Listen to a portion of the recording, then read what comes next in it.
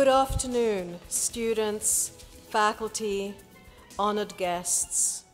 My name is Katarina Ruedi-Ray, and I'm the director of the School of Art. Before I introduce Craig Dykers, I would like to thank the BGSU chapter of the American Institute of Architecture students, and specifically its faculty advisor, John Stevens, and its president, Christopher Rosner, for helping make this important lecture in the Art Talk series possible. For those of you in the audience who need continuing education credits,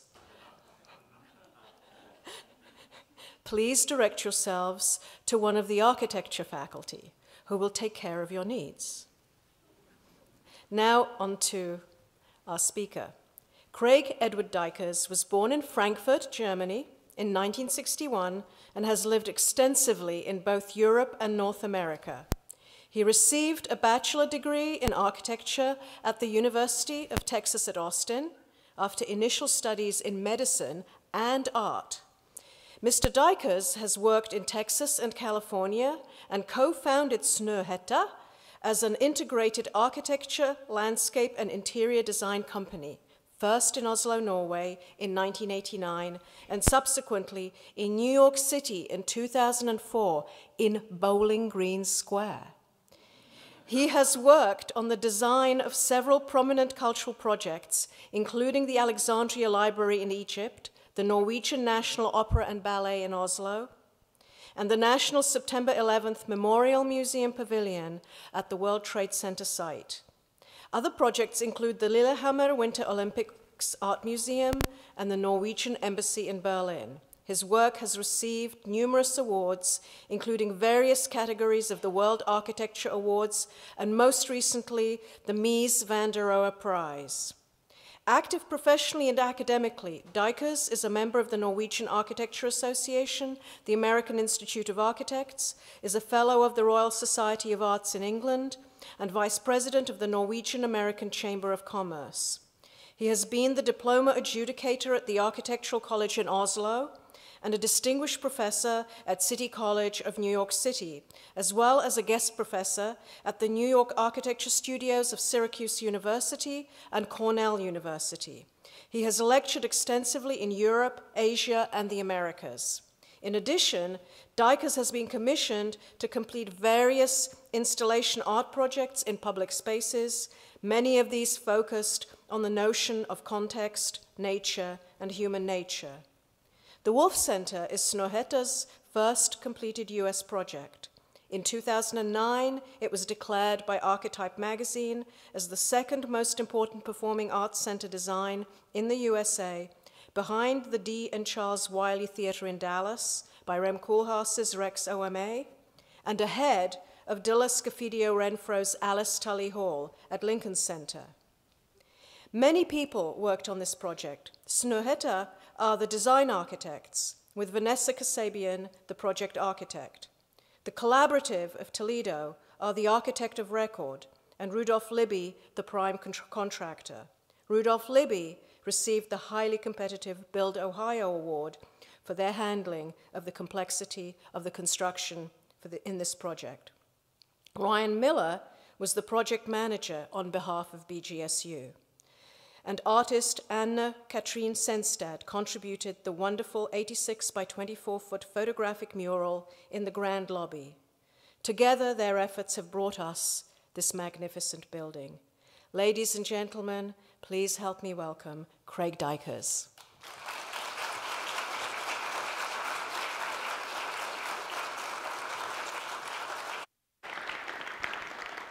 Thank you very much.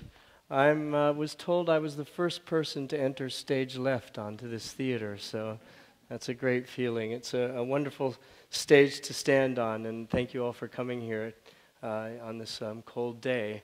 I thought that rather than spending time showing you images of the completed building, since we're in it, I would spend a little more time telling you about the history of the project and the design process and some of the stories that occurred along the way. For those of you that don't know Snøhetta, we're a company that is founded around a principle of making places. So there is no person named Snøhetta. If anyone asks, we give them directions to this mountain, which is the mountain named Snøhetta in central Norway. It's a beautiful mountain and in a way represents the life of landscape and symbolism and architecture in its beauty. So that's where the name comes from. And as it was mentioned by Katarina, we're working with 2 office locations, one in New York City and one in Oslo. And I like these 2 images because they show a sort of connection between our worlds across the ocean. So we feel that we're a bridge between America and Europe in many ways. I'm American, my partner in Norway is Norwegian. And so we're working in different sort of places, but we share a common identity. Just to prove that we're at Bowling Green in New York City, there's a picture of the sign outside of our office. So it was somehow fate, I think, that when we came here to Bowling Green in Ohio, that the name seemed so close to us. There's a long history to our office. We were practicing for over 20 years before we came to America. And we built a building in Alexandria, Egypt. Some of you may know historically of the great Alexandrian library that disappeared thousands of years ago. It was reconstructed and revived, and we rebuilt the new Library of Alexandria in Egypt. That project took us 13 years to complete, so it was quite a lot of effort and time spent on making that project. It's been successful and has been protected during the political uprisings in Egypt that occurred recently. So an interesting history to that institution. We then went on to complete the National Opera and Ballet in Oslo, Norway. And at this point, we had been working quite heavily and extensively in Europe, the Middle East, and Africa, and even with connections in Asia. And while all of that was going on, there was a growing desire to work in the United States. We had recently been asked to participate in the World Trade Center site for Museum Pavilion there, and we had just won that commission, but we really didn't know if it was possible to work here in this country, and along came Bowling Green. So this was our first kind of introduction to being able to practice here. And we were invited to send in qualifications, or at least we were told about this particular project here in Bowling Green. We did some research, and we found a kind of interesting history here with Lillian Gish, and the drama school had a fascinating history. There was a great art department, and you know, there were just interesting aspects to the campus that we found intriguing. We also learned while reading about the school that, and I'm sorry I don't remember the numbers, but I believe 80% of the student body were the first generation in their family to move through a university system. And so that represented something great to us because we saw this school as promoting growth in a region where it was a kind of wonderful balance between the natural history and the traditions of northwestern Ohio and the intellectual development that was occurring here at the campus. So we thought it was a good opportunity, and we sent in our papers. You know, it's difficult for a university to choose an architect. It's especially difficult when they're asked to look at an architect with a name that nobody can pronounce, no built track record in the United States, and really most of everything we did was so far away they couldn't even visit the building. So it was a tremendous leap of faith by those people here to choose us, and we are forever grateful for that. On our first visits to this campus, we were struck by a number of beautiful aspects of the campus, the quadrangles, of course, and this amazing kind of view down Ridge Street with the beautiful trees that sort of give this sort of archway into the campus. And when people were talking to us from the university originally, they said, we want the building to be an entry, an entranceway, and sort of an archway to the campus. And we all said to ourselves that it felt like this already was there. You have this beautiful street with this beautiful row of trees, and so maybe we can work with that as you move through the landscape. So we didn't really develop a design when we went into the interview, and you may be fascinated by this. Actually, the request that was put forward to the architect said, you are invited to come to an interview, do not bring a design, because they wanted to find out how the architects worked and develop the design together. I believe, I'm not certain since I didn't see the other presentations, but we may have been the only architects that followed the rules because we saw a lot of other architects walking out with big boxes of models. So we had just our little pieces of paper. We had visited the site. You know, we began to experience the place. You know, there's this beautiful lawn that existed some time ago, and then there's this kind of scary parking lot that was a little bit different in our eyes. And we thought, you know, how can we create something between these worlds? And this really was all we brought to the interview, among a few other things. A kind of concept and a strategy. And what we told the university was that we don't want to sit secluded in our office and sort of come to you with this kind of grand design. Instead, we wanted to develop a strategy. And this was one of the sketches we showed, which you might say to yourself, so what is your strategy? Is it a martini glass with a lot of olives in it, maybe, or something like that? But if you look very closely, you'll see that in the center of that blue circle, it says BOH, which in theater talk is back of house. And rather than the traditional theater, which promotes the front of house, which is the foyer and the lobbies that normally you enter through, we wanted to create a building in which the theaters and the various components would center or have a heart towards the rear of the stage, because this is a facility for learning as much as it is for anything else.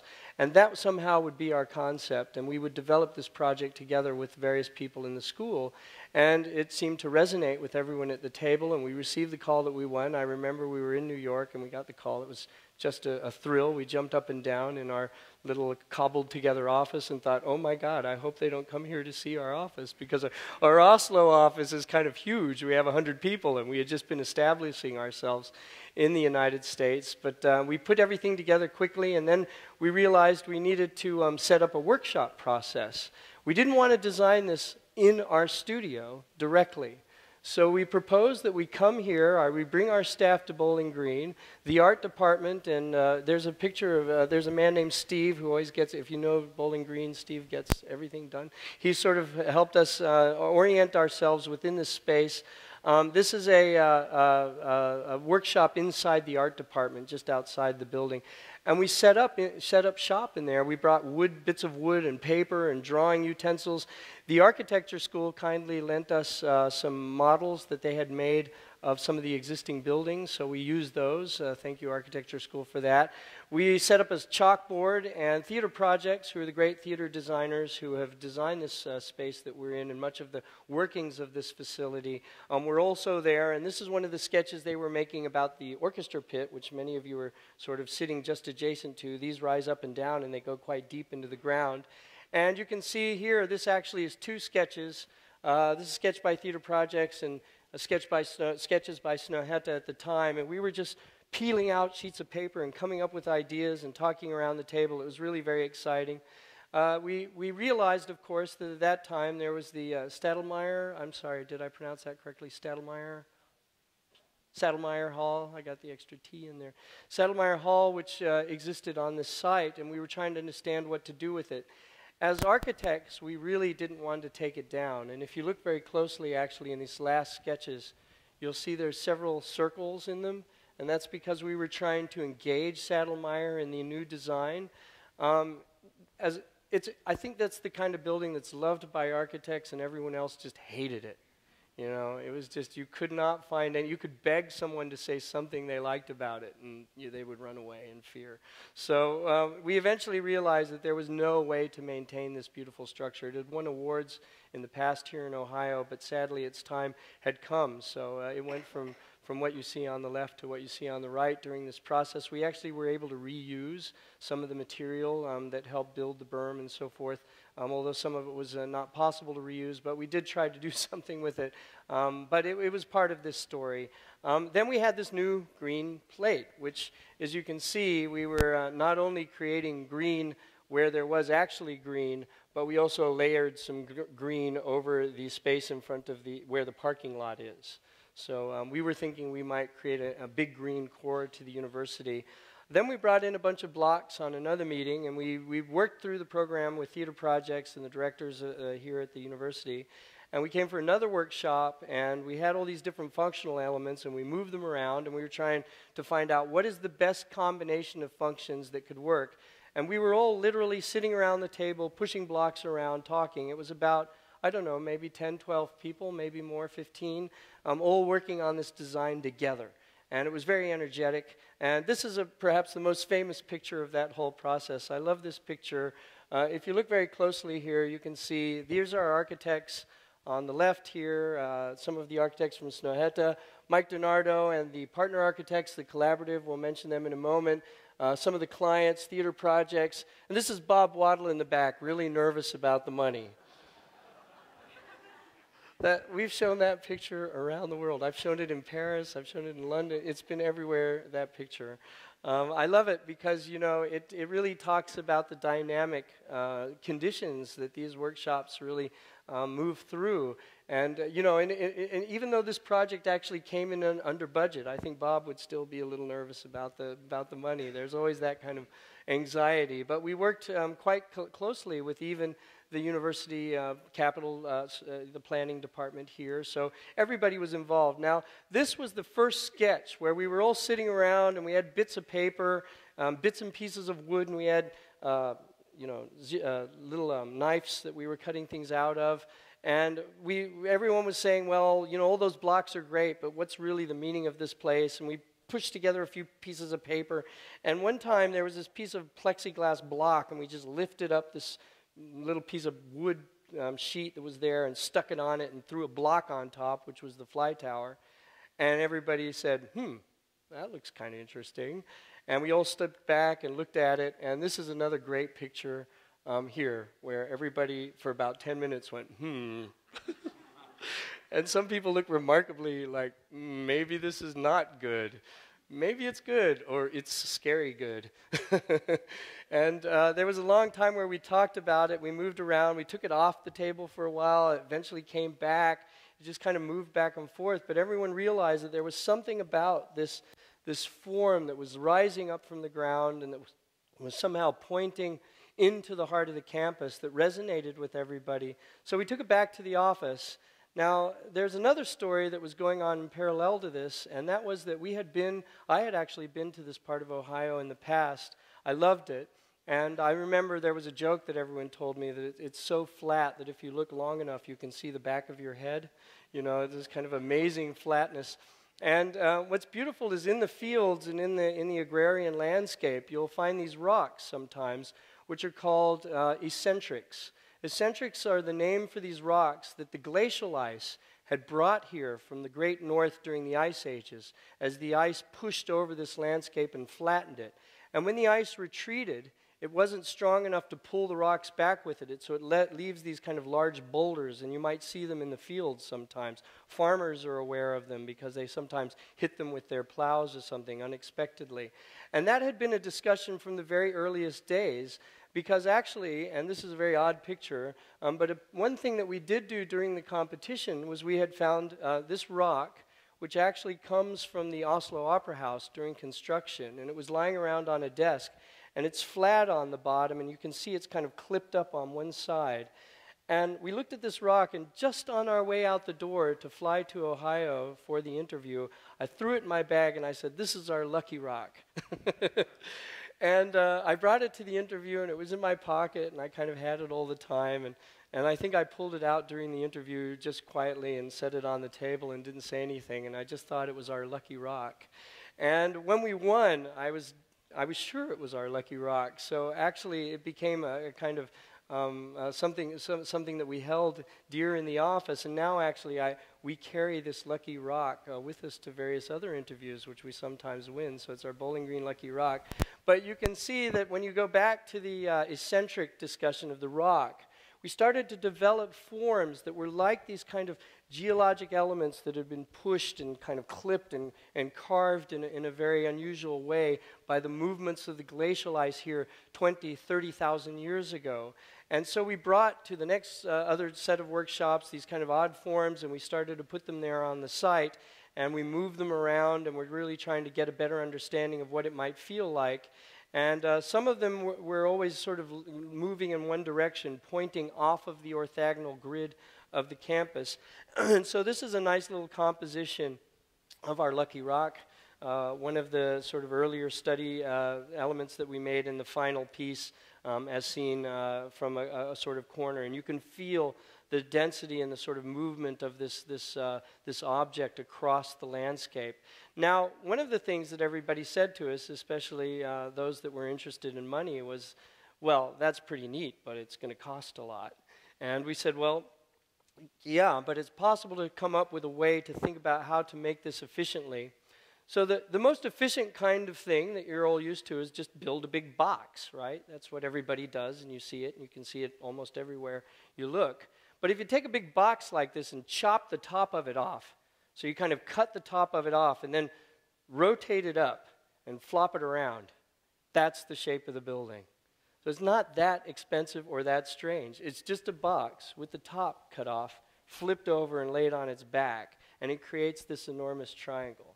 Once you get that form, then you cut this space out for the lobby, which is that lifted piece from our Lucky Rock.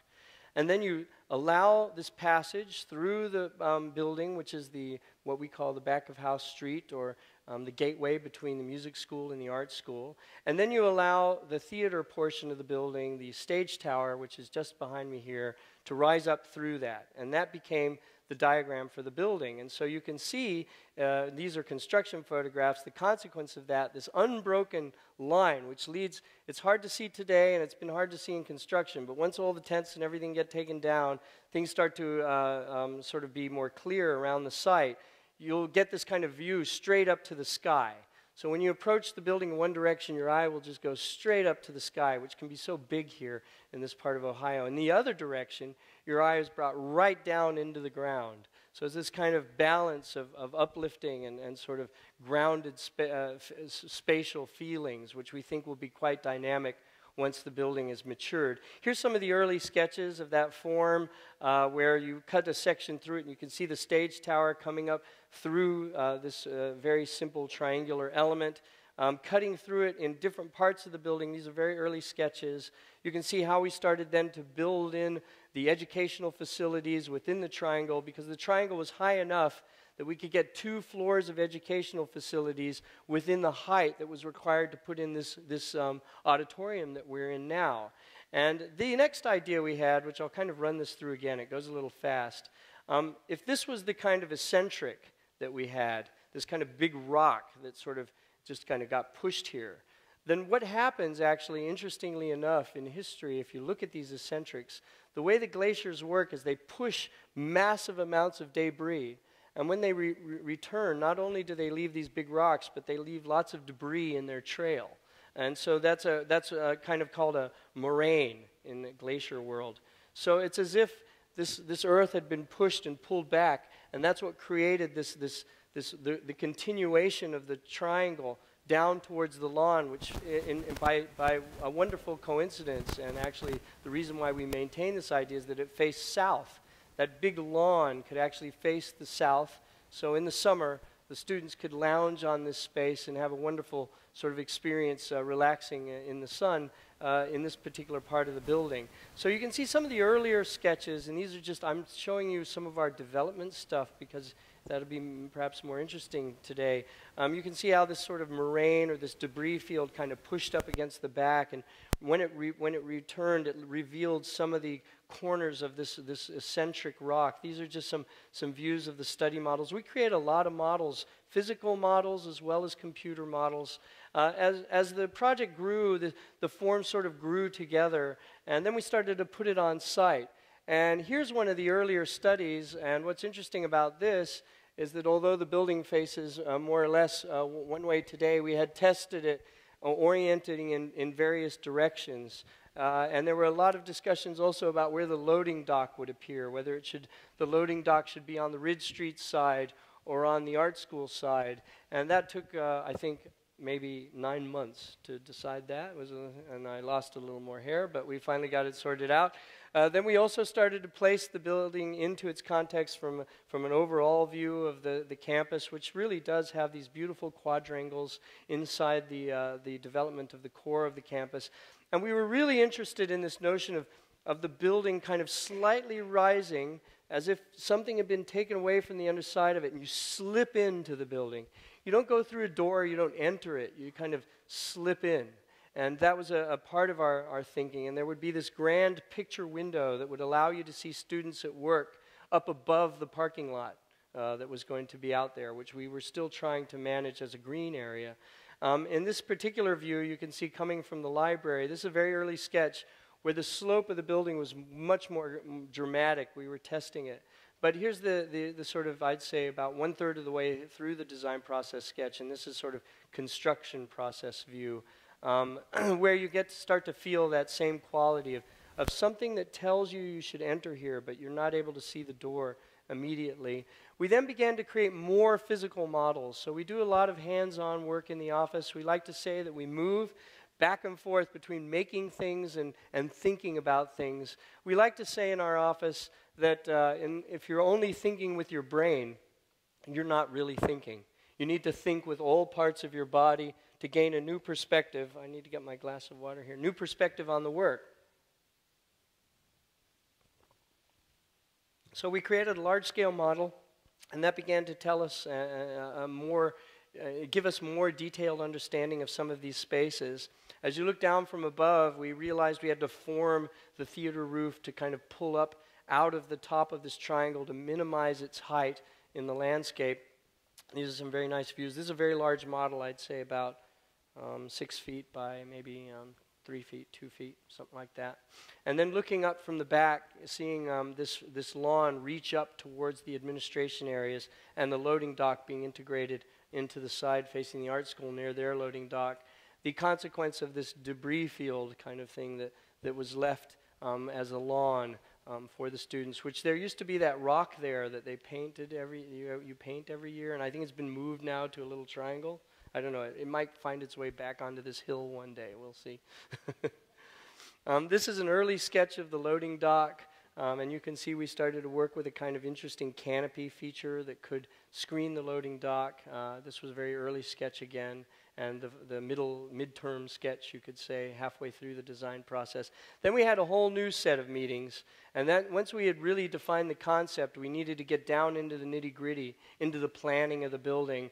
This here is Gene from Theater Projects, I think, a few of the Katarina there, and Ron Shields and some of the architects, that's Ryan. So we had all kinds of people from the university and the consultants, once again, just sitting around a giant table, really rolling up our sleeves, trying to find ways to save money, to be efficient, and to create a really exciting plan. And these meetings went over the course of several days, over several months, and they were really like sort of sessions, almost like the United Nations coming together to try and find ways forward. We eventually settled on a really interesting but simple plan that allowed the theater, this theater, the Donnell room that we're in, to be the core of the building while allowing circulation around the theater that would be easy to understand. And we oriented the theater slightly such that it would provide different kinds of views as you move through the corridors so they wouldn't be entirely parallel. And here you can see the earliest sketches that we came to the selection interview with on the top right, and some of the planning discussions that we had later in the process. So if you look very closely, the notion here is that the back of house becomes a kind of core, and that is this area here, and you sort of ring around it and allow people to pass through it so that it becomes a main part of the experience. Here you can see this fantastic passage that connects all the way from the art school up to the music school, passing right through the stage areas, alongside the workshops with the faculty areas and the graduate commons and learning commons above. Then we started to talk about the foyer, and the foyer became this space that we thought would be a sort of forum for student life and for faculty life, where people could come together in an informal way, meet at the staircase, which was grand and broad and had these double, what we call Roman steps, which allow you to sit in a part of the stair and to move up and down the other parts, and to create a great light-filled room that would be, as if you might have noticed today when you came in the foyer, it's an overcast day, wintertime, sun is very low, and that room is filled with a wonderful soft light. Also acoustically well-formed, so in the upper reaches of the ceiling, we have created a lot of absorptive acoustic features that keep the sound damp so you can have a comfortable conversation or even a private conversation, and probably nobody will hear you. Also, if you look closely, In this rendering, you may think that it's just because we didn't finish it, that we didn't put any lights and stuff up there, but that's not the case. That's the way we designed it. We pushed all the lights away. There's nothing up in the ceiling, or as few things as possible, to create a calm a calm space that allows for introspection as well as vital kind of event life. Adjacent to that space and along the wall of this room that we're in is the great photo mural by Anna Senstad, which she was mentioned earlier. This surely is the biggest photograph I've ever seen, and most people maybe don't realize it's a photograph. They might think it's watercolor or something like that. I wish that Anna could give a long lecture about this, so I'm probably not going to do a very good job, but there's this wonderful sensation of the sun and this kind of feeling of light as it rises above this vast landscape, this kind of flat line. And there's that moment, and I'm sure if you've spent a lot of time here in the landscape, you've had that moment where the sun kind of greets you as it exists in the context of where you are at a particular time, early in the morning or late in the evening. And it really creates this wonderful complement to the light that comes from above, that filters in from the edges to this wall of this room, which is actually quite dark. And we've wanted that purposefully too. So there's this kind of light and dark, and you'll see in a moment it also plays against the stage curtain that we also worked on the design of as a kind of moment of light within the space. Looking down the staircase, you're able to see people from different angles, and that's a great thing, you know, to look up and look down and see people as opposed to only seeing them on the flat. That was a part of the process. We began to really look at the classrooms in detail, and we created a window system that follows the pattern of the metal on the outside, so you get these wonderful diagonal slots inside of the classrooms. It really just changes your whole perception of what a room is. It gives it a little kind of a dynamic that sparks your thoughts about where you are. And of course these great windows, as you can see, that look out across to the core of the campus. There's the rooms for the choral rehearsal room, which has been modified. This is from the earlier sketches, but this is one of the earlier sketches that we had with a special kind of curtain that was in there with the acoustic reflectance and absorption properties that we worked with. The new Eva Marie Saint Theater, which became this great performance space that would allow for really a kind of experimental work. It can even accommodate works from the art department or others, dance, music school, as well as drama. And I'm sure there'll be a lot of activities that we don't yet foresee will occur in this room. We hope it will allow for kind of experimental growth inside the building. The room that we're in began as a very interesting discussion. Theater Projects has made great number of rooms that we've also worked with them on, some of them, which are very intimate in scale, and I hope you feel that way. I'll just come a little closer. Isn't this intimate? Very intimate room. You just feel you're sitting in the lap of the people that are on the stage. And, you know, that's a part of the quality of the technical needs of designing a theater, but it also has to do with the geometric ideology. And in our case, we really wanted to work with the curvature of this space that they had presented to us. And so we sort of inflated this giant beach ball in the room. So this is the kind of sketch we made. We just kept filling it with air until it got to the point where it would sort of eat through the seats. And then we started slicing it, and we would slice it in different ways that might accommodate the various balcony elements that are necessary to make the room function. So these are some of the earlier sketches. And I just wanted to show you these because the room doesn't look like this, because we took it in other directions, but you can see the core idea in these very early sketches. And then this is the kind of final result with this form that actually kind of envelops you up over the top. The balcony rails have this slight cant which kind of comes up over you, and then it reaches around deep towards the proscenium arch, which gives it, I think, a special feeling. We worked towards a darker color because we wanted to contrast to the bright, bright room of the foyer. And we really wanted to bring, and now this is kind of interesting, and I'm not sure I've ever seen a room like this, and maybe others have, but it's kind of drawing this weird experimental feeling of a black box theater together with the gala sort of feeling of a lyric theater, a Broadway theater. The form is traditional, the color is not traditional. And to bring those two worlds together will give it, I think, a special quality, especially for students who have to be on this stage. They might feel a little less nervous because the room feels a little muted, and it might give them the kind of kick to move their performance forward. So that was a kind of way of thinking about this room. And then we created the stage curtain, which you see behind us. It began in a series of color explorations, and it eventually morphed into this series of grays that are, and it's in a way, significant of the types of spotlights that you might see in the room. So there's a zone at the top which has this light feature as if there's a spotlight on the top, although it isn't as direct as the actual spotlight on the bottom. So we're just balancing the color variation of light against the textile. So this was an early sketch of that stage curtain laid out flat. And here you can see it in its final resolution. So it's nice, actually. I want to see this myself, to be in the room and see the thing actually there.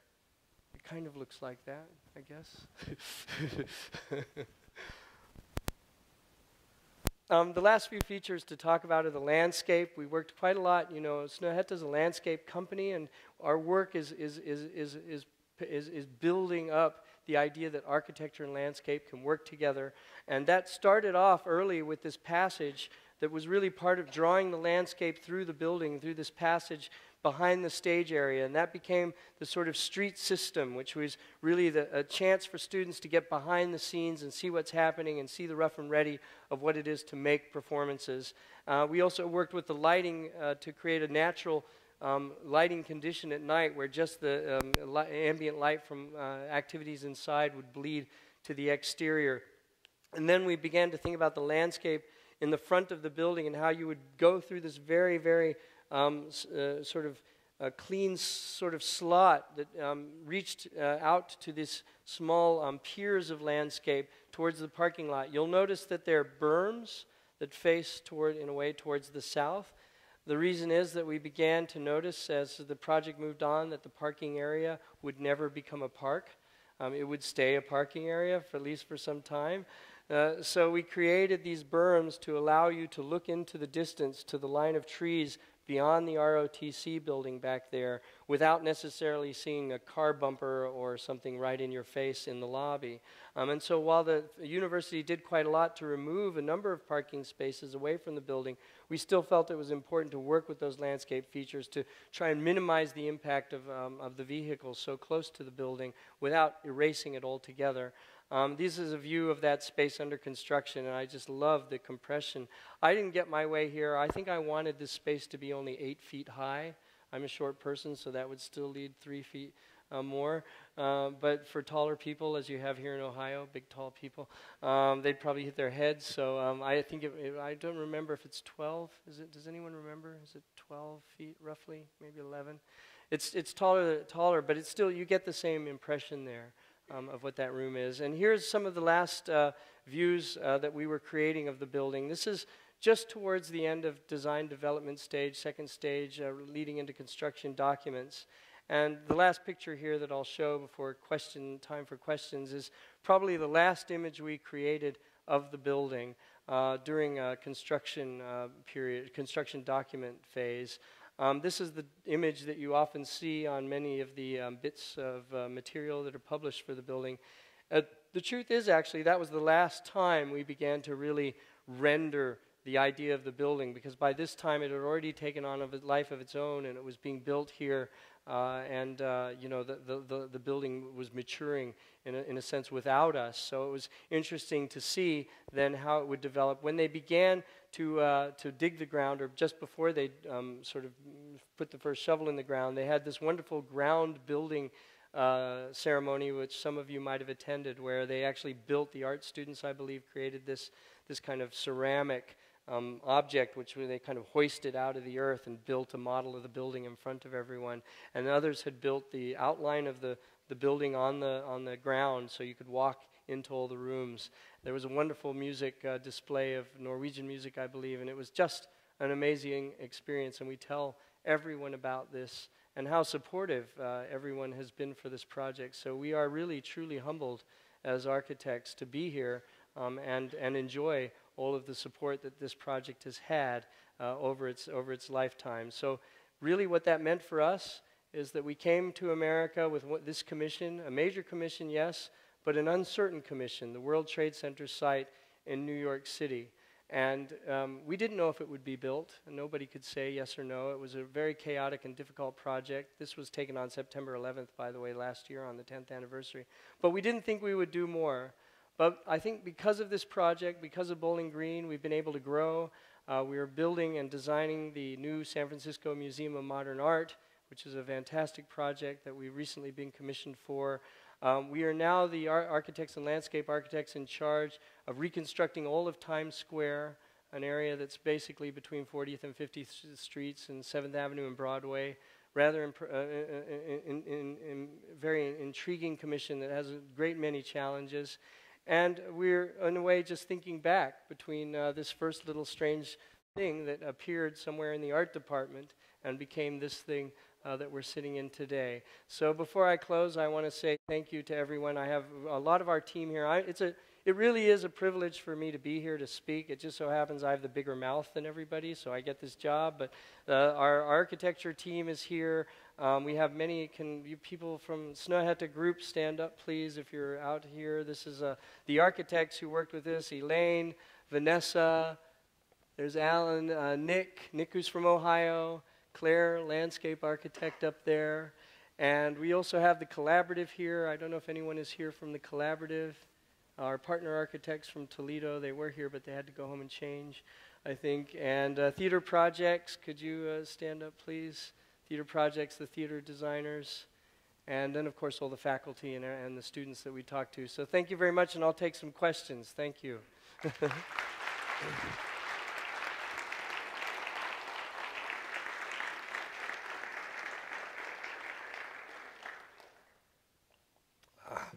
I'm happy to take some questions. Yes? By the way, the question was, how do we think we relate to boxes on the campus? Geometrically, we were discussing this, and as I said very early on, the traditional way of seeing space is there's a ground and there's a thing, and the thing is perpendicular to the ground.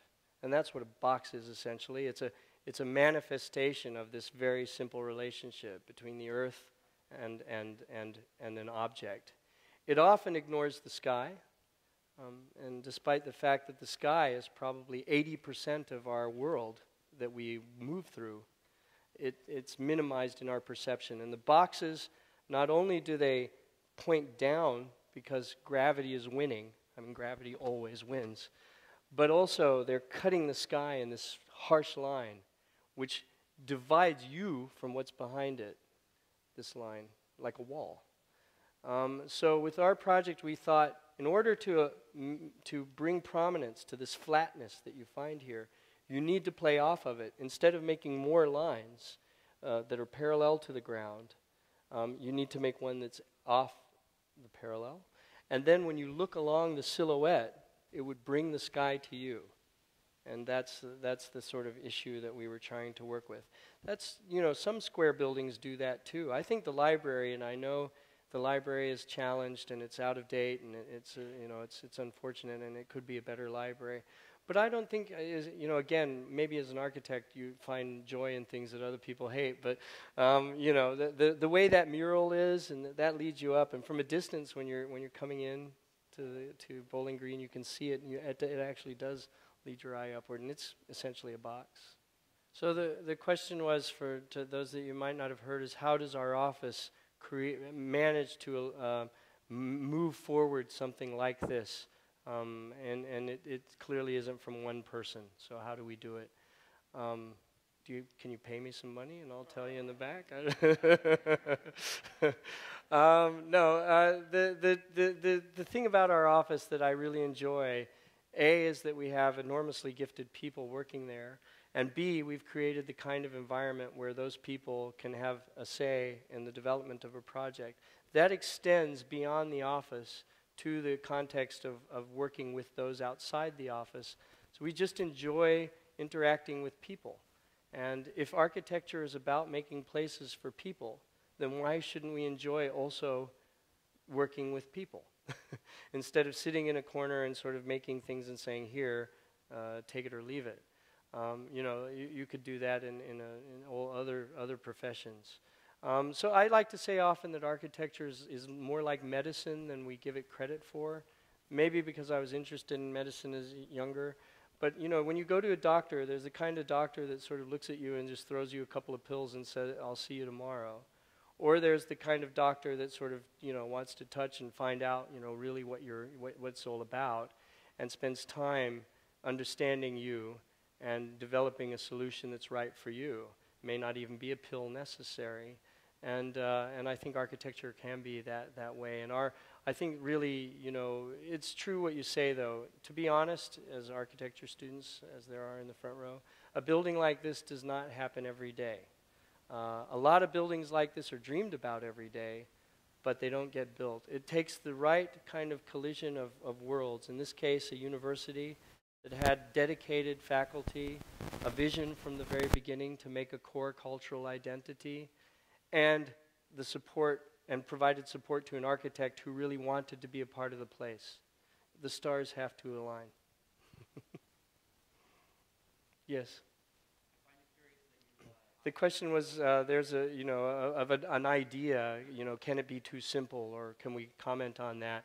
I often say that it's a gift of an architect to make complex things simple, because not everybody can do that. That's, you know, these buildings take, I mean, these buildings are so complicated, and the work of the construction team, Libby, who's, I don't know if anyone from Libby is here, construction team, you know, to put something together like this is insanely complicated.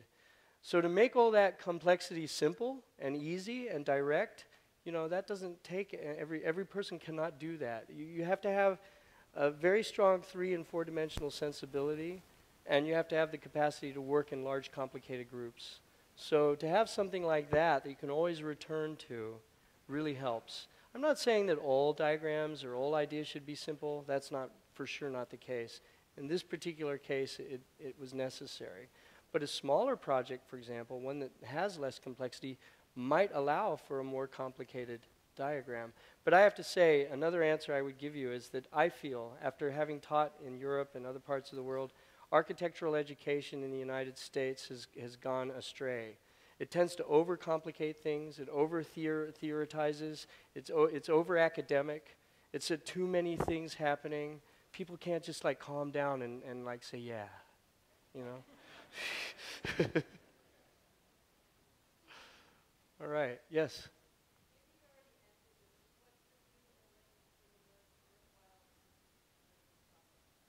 Okay, so, worthwhile. This is Christine Wolfe from the Wolfe family, also, by the way, who we all must thank for their presence here today and this building's presence.